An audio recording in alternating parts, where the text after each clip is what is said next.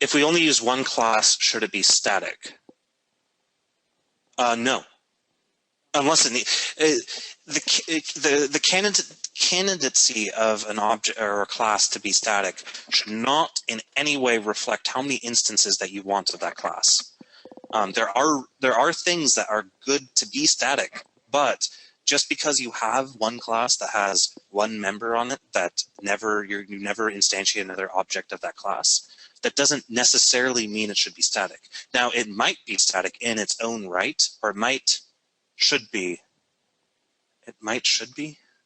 No. It maybe should be static in its own right, but not just because of the amount of instances you have of it. Because in programming, we really want things to be reusable and repurposable while we code. And by typing in the word static anywhere in a C# code file, you have instantly limited the amount that you can reuse a particular bit of code.